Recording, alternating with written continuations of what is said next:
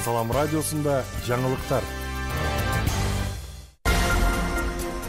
Саламатсыз бардактуу угарман жана YouTube каналыбыздын көрүүчүсү. Эфирде жаңылыктар түрмөгү, аны менен мен Нурпейил Ашыр кызы тааныштырам. Баткендин ак өрүгү дүңүнөн 30 сомдон сатылууда. Азыркы учурда Баткенде текши бышып жаткан ак өрүк деп аталган түрү арзан болуп жатканы багбандарды түшүккө салды. Облустук өкүлчүлүктүн региондо өнүктүрүүнүн башкы адиси Алишер Сейдахматов былтыркы жылы 2000 тоннага жакын ак өрүк экспортко чыгарылып, багбандар килограммын 240 сомго чейин сатканын айтып, быйылкы баанын төмөн болуп жатышы коңшу өлкөдө өрүктүн мөмөсү мол болгонун, башка өлкөдө өрүккө болгон талаптын аздыгы баанын кескин түшүп кетүүсүнө себеп болгонун айтты. Аба райынын шартыга байланыштуу кээ бир жерлерде көп болуп өтө майда болуп калган, кээ бир жерлеринде жакшы мөмө бербей калды. Эң таң калтырган нерсе быйылкы жылы ак өрүк 30 сомдон сатылып атат да. Былтыр 240 сомго чейин саткан элек. Бүгүнкү күндө 30 сомго чейин сатып атабыз да. Өзбек Республикасында өрүк аябай жакшы болуптур деп айтышып атат. Ошондуктан аларда бизге караганда да эрте бышат. Алар экспортко базарларды толтуруп койду. Ошондуктан бизде болсо быйылкы жылы азыр эми апарганга ал жакта тартпай калды да базарчы.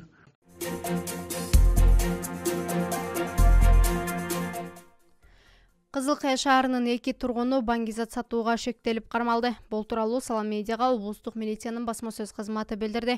Маалыматта Баткен райондук ички иштер бөлүмүнүн баңгизаттарды мыйзамсыз жүгүртүүгө каршы күрөшүү кызматынын ыкчам кызматкерлерине жеткен маалымат боюнча Кызыл Кая шаарынын 2 тургуну баңгизат сатууну алдын ала сүйлөшүү алышып, Баткен облусунун аймагында баңгизат сатуу боюнча туруктуу канал түзүшкөн. 2023 жылдын май айында Кызыл Кая шаарынан шектүүлөр сатууга алып келишкен баңгизатына далил буюм катарында бир нече жолу контролдук сатып алуу жүргүзүлүп, дайындалган соттук химиялык экспертизанын корутундусуна ылайык алынган зат 30 грамм гашиш баңгизаты экендиги аныкталган.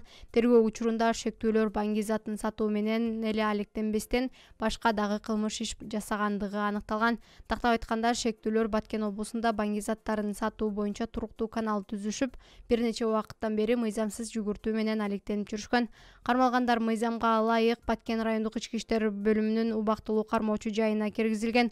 Учурда бул кылмыш ишине тиешеси бар башка жарандарды кармоо боюнча ыкчам иликтөө иш-чаралары жүрүп жатат деп белгиленет маалыматта.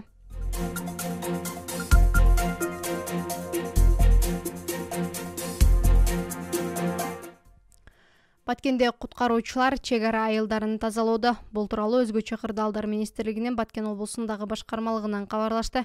Маалыматка караганда, тазалоо иштерине жалпы 5 бирдик техника жана номер 106, номер 31, номер 26 өрткө каршы куткаруу бөлүктөрүнөн башкармалыктан 51 куткаруучу, Баткен шаарында жайгашкан 3-чү өзүнчө издөө куткаруу отрядынан 30 куткаруучу тартылган.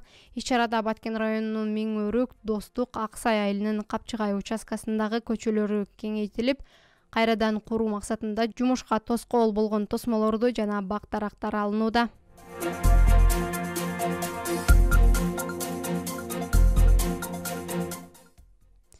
Чет булакта 75 000 АКШ долларына таза суу тартылат. Баткен шаарынын Чет булак аймактык башкармалыгына таза суу тартуу жумуштары башталды. Бул тууралуу облустук бийликтен кабарлашты. Ага ылайык Дүнөрүк Эмират кайрымдуулук уюмунун колдоосу менен Чет булак кварталында 10 чакырым аралыкка таза суу тартуу долбоору ишке ашты. Курулуштун баасы 75 000 АКШ долларын түзөт. Ал эми шаардын жергиликтүү бюджетинен да 3 миллион сом каражат ажыратылган. Таза суу курулушун 3 ай ичинде сентябрь айына чейин бүткөрүү пландалган. Таза суу тартуу иштери аяктаса, аталган аймактын жергиликтүүлөрү үзгүлтүксүз таза суу менен камсыз болот.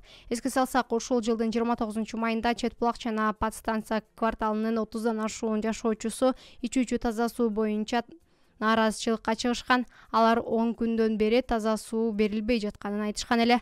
Чогулган эл менен облустук бийликтен жана шаардык бийликтен өкүлдөр жолугуп, бул маселеге Баткен шаарынын вице-мэри жооп берип, суу маселеси чечилгенин айткан.